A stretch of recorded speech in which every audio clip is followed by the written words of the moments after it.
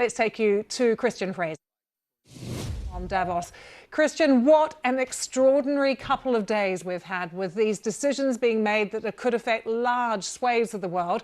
Let's go through them, shall we, one by one? And we should start with what's happened in the past few hours, President Trump's Board of Peace. Take us through what we've actually learnt about that this morning.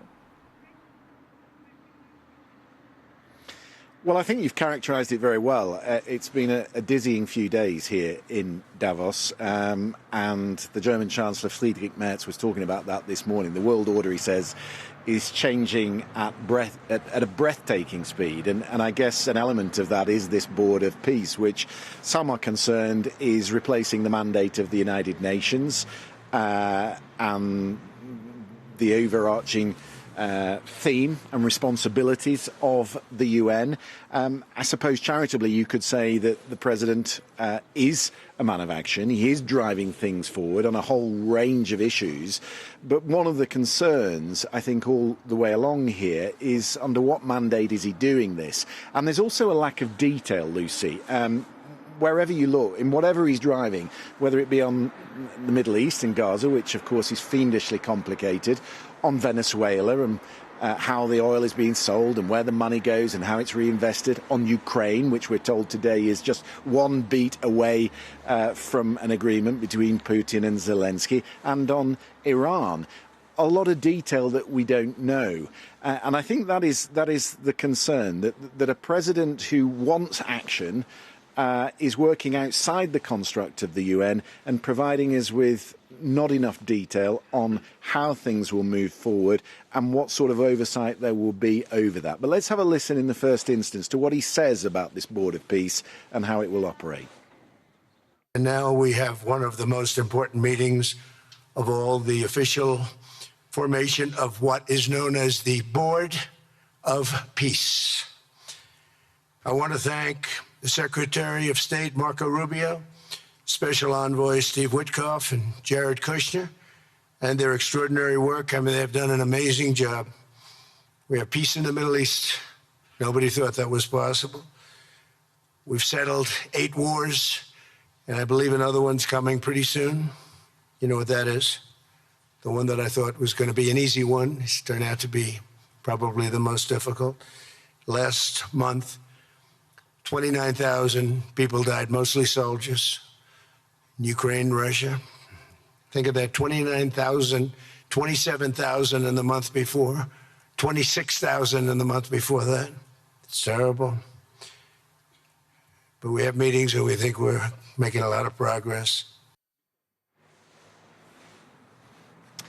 China has said in the last hour that it has had an invitation to join the Board of Peace. The Americans are saying that President Putin's already agreed that he will join it. That is still to be confirmed, incidentally, by the Kremlin. But are they going to be happy to sit alongside Donald Trump with him there as the chairman in a subordinate role, him there as the commander-in-chief, dictating what happens within the Board of Peace? That is very much an open question. And then, of course, there is the Europeans. The Foreign Secretary for the UK, Yvette Cooper, was saying today that they're going to take a beat and see how this board is going to work. Of course, they feel very uncomfortable that President Putin has been invited to it. They see that as normalising his behaviour, and a real paradox, if you will, that the man who's waging war in Ukraine is sitting there on a Board of Peace. So all that to be discussed tonight within the remit of the European Council summit in Brussels.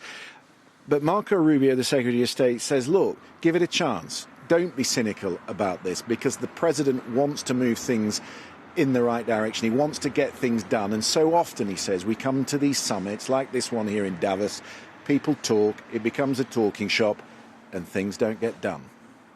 Now we have this Board of Peace, who I believe's possibilities are endless. Obviously, with a focus, first and foremost, on making sure that this peace deal in Gaza becomes enduring. And I know this president has it as his highest priority and will give it everything he has to make sure that this is successful. I also want to acknowledge the extraordinary leaders that are here today. This is not just a Board of Peace, this is a Board of Action. Just like President Trump is a president of action. A lot of times people like to give speeches. I've been to many of these forums, and they're not useless, and they're not, not They have utility in many cases. But oftentimes in international affairs, we often find ourselves at events where people are reading these scripted statements, these strongly worded letters that they put out, but no action. Nothing happens. This is a group of leaders that are about action. And the President of the United States is a president of action, of getting things done. And today is the beginning of that, of a new era and a new stage that we think is so important as a model to the rest of the world of what is possible. And clearly the focus is right now on Gaza and making sure that the plan that's about to be presented to you here today, this vision for the future of Gaza, this vision for the future of the region, is not just possible and promising. It is our destiny if we put the time and the effort that it requires, as I know this board will do. But I also think it will serve as an example of what's possible in other parts of the world. Without losing focus on what's before us now, this is what's possible for other places and other conflicts that seem impossible to solve right now. So the US very optimistic about this board of peace. Marco Rubio and President Trump in particular. President Trump saying he hopes this will forge what he called a glorious and everlasting peace for the Middle East. We will take you live to Jerusalem very, very shortly. But Christian, we must update our viewers on the other big development that's happening right now in Davos, and that's that President Zelensky, he wasn't going to come because of the energy crisis back at home, but he has now flown into Davos today. What do we expect to come out of these talks that he's going to be having with President Trump?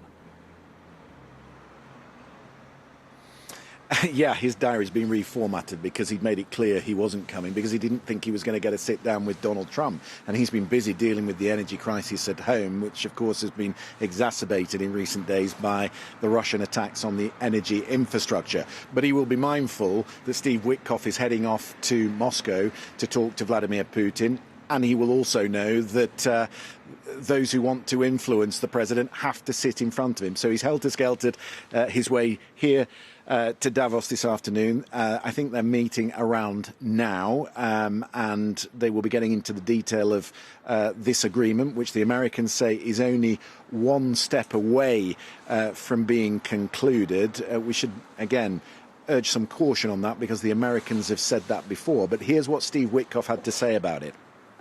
I think we've made a lot of progress. I think in the beginning of this process, there was a little bit of confusion.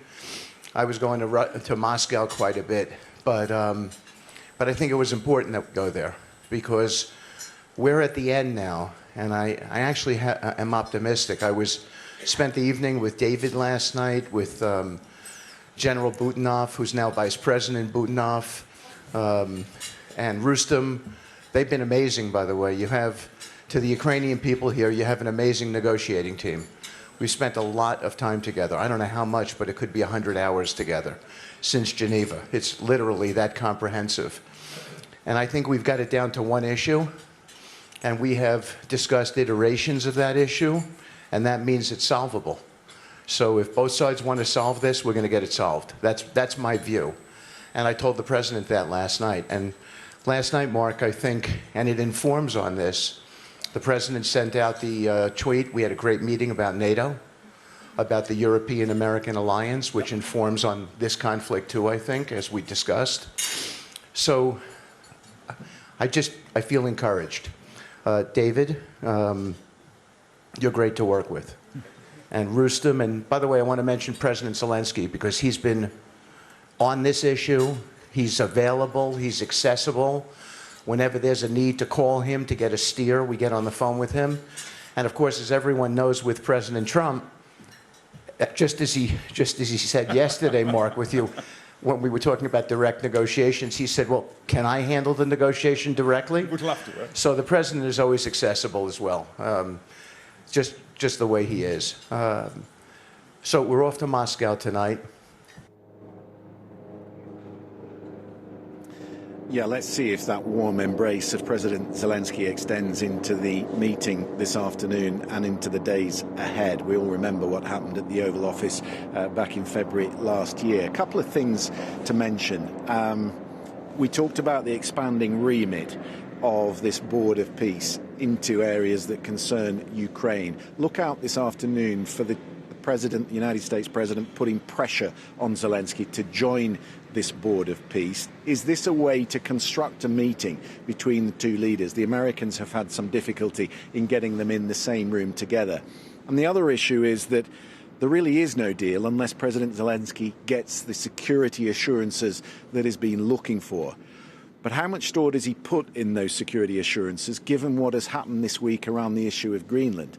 The president made a trade deal with the Europeans, Lucy, in the summer, then turned on a dime and threatened tariffs on 8 of his key allies. What assurances does President Zelensky have that the United States would stand by these security guarantees, when the rubber hits the road? And what is remarkable, Christian, as we've got to this point in the programme on News Now, and we haven't actually talked about Greenland. This time yesterday, that's all you and I were discussing after those mounting tensions have slightly dissipated, with President Trump saying that he's got this framework of a future deal with respect to Greenland. We don't know those details yet, but we have been hearing from the Danish Prime Minister. She said they're going to engage in dialogue with allies. They're promising to strengthen Arctic security as well, as long as her country's territorial integrity is respected.